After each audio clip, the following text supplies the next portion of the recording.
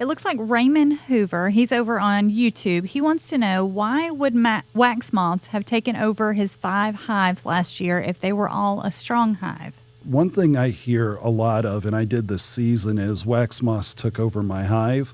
Wax moths are the last to the party. When a colony collapses, they're the last ones to move in because the colony is weak.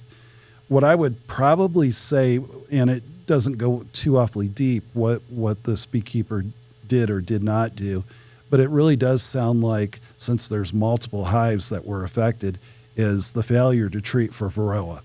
Varroa is a mite that attaches itself to the back of the bee, and it pumps it full of viruses. And those viruses spread just like what we see in our elementary schools and high schools, that once it starts, it goes through the entire school system.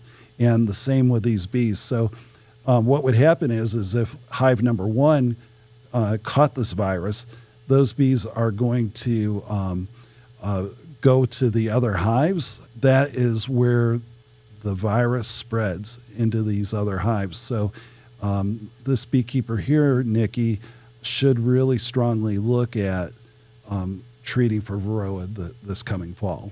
Okay. And that'll bring me to the next question here. So G-Dog 2013 over on YouTube asked, when should you treat for mites and what product would you recommend? Okay. We have a couple of different products that we use. What I would say, again, is on the Mason-Dixon line, you're going to be pulling your honey July the 1st, south of the Mason-Dixon line, and then north of that, you're going to be at the end of July. You want to treat for varroa immediately after you pull your supers of honey. And I like to do it right during that time while I've got the hive apart.